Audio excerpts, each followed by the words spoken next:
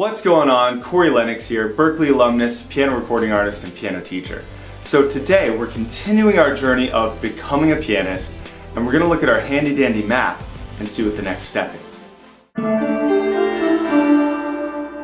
Oh yeah, music theory. Today's video is going to be a little different. A, it's going to be my most controversial video to date, and B, I know no one cares about music theory, except for dorks like me who majored in music and, piano teachers. So what I'm gonna do is I'm actually gonna time this video and we're gonna race the clock. I'm gonna keep it concise, I'm gonna keep it fun. And here's the thing, a lot of people tune out as soon as they hear those two words, music theory. That sounds boring, that sounds like the most boring thing you could possibly imagine. Real quick, I just wanna hype you up a little bit and tell you why people like me get psyched about music theory. It's sort of like if you've seen The Matrix. Neo at the end of The Matrix when he just understands everything. It's like being Mario when you get the invincibility star, or being Supersonic.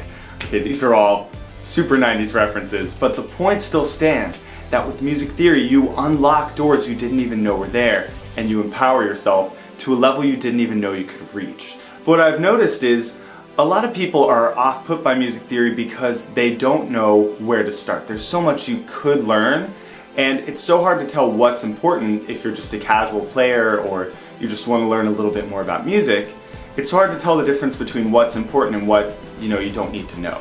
So the way I teach it, I hack away like all the fat, I get to the core concepts, and that is why this video is going to be sort of controversial. If you're a beginner or you just like to keep things simple, this is going to be the perfect video for you. But at this point I have to head off the musicians out there. I've just got to cut you off at the pass.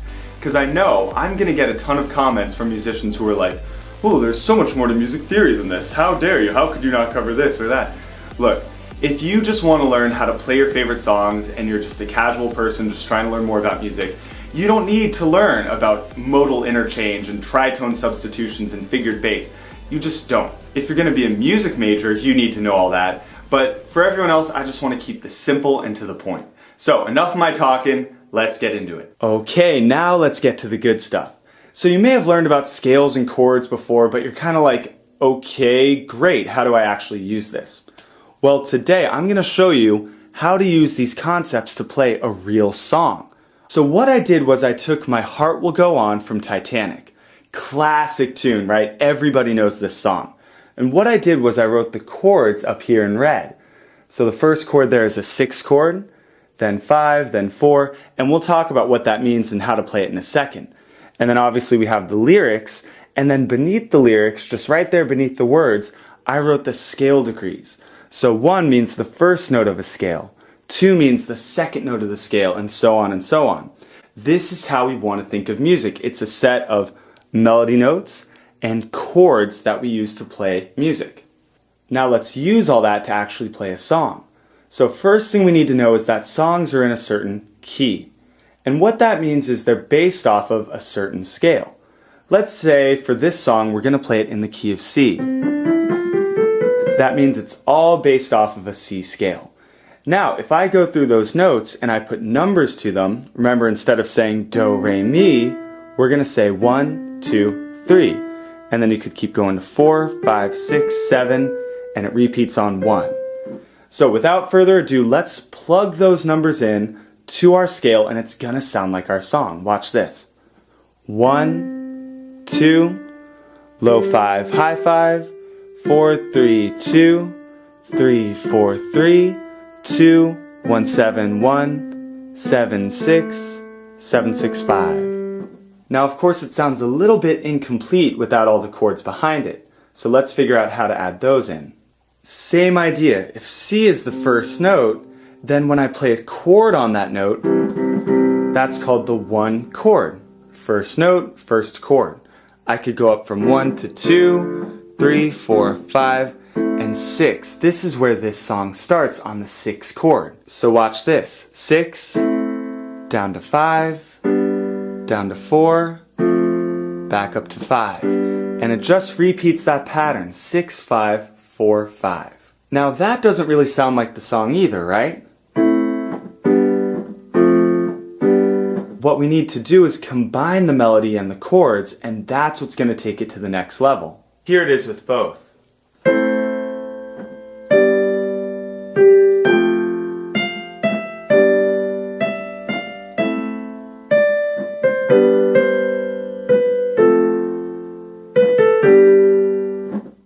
that's the song. Pretty cool, right? Now, of course, that was the most basic version that we could possibly play. Now, the upside is once you get really good at these two elements, the melody and the chords, you can build upon them and you can spruce up your song a little bit. So, for instance, I could also play this something like,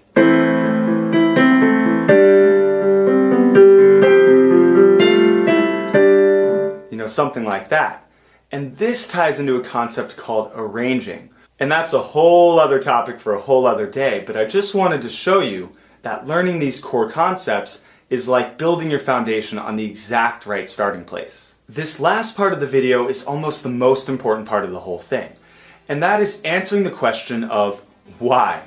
Why does music theory matter? Why, bother with all these numbers and stuff? Well, here's the deal. It allows us to do a couple different things, all of which are really cool. One thing it's going to help us do is learn to play by ear. So this is how people can train up their ear to play songs without sheet music. Another thing it allows us to do is what's called transposing. So all transposing is taking a song and moving it to a different scale or a different key. So let's say I'm a singer and the song is too high, I could transpose the song to a lower key and sing it more comfortably. But I've saved the most crucial for last. More than anything, it allows you to find meaning in what you're doing every time you play a new song. Here's what I mean by that. If I'm just playing songs and I'm not learning about the music theory, all a song will ever be is itself. I can't tie it into anything bigger. I can't learn really more from it than just what it is.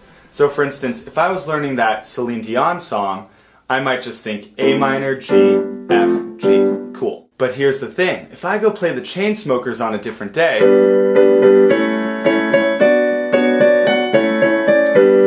well, I'm not going to notice that those are pretty much the exact same three chords, because they're in a different key. The chords for this one are G, A, and B minor. So on the surface, they have nothing to do with the Titanic song. But if I know my music theory, I know that in this key, it's 4, 5, and 6. It's the same three chords as My Heart Will Go On, just instead of going 6, 5, 4, 5, it goes 4, 5, 6, 5. And all that to say, if you are thinking about your music theory, then with each new song, you're learning about these different sounds. You're learning about the underlying structures behind all these songs. You're training your ear. You're opening the door to so many possibilities that you wouldn't be if you were just working blind. So there we go. We wrapped it up pretty fast, and I even included that whole bonus part about why it matters and why it's important. So I hope right now you can see just how easy music can really be. All we did is we pulled melody from our scales, and we pulled chords from the same exact scale, and then we combined them to make a song. This is how every modern song, doesn't matter what genre, doesn't matter if it's rock, EDM, pop, musical theater, this is just how music is written. 7 melody notes, 7 chords, and then just pick a key to play it in, and that's it. So if you want to learn more about anything I covered in this video, you can check out my scales video and you can check out my chords video. Between the two of those, that is going to go so in depth into everything you need to know to start applying what we just talked about in this video.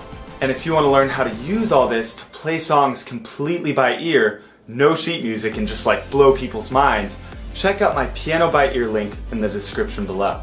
If you enjoyed this video, be sure to subscribe to the channel. Also feel free to like, comment, and share this video with a friend so that they can learn how to play piano too. Until next time, this is Corey Lennox for Piano with Corey.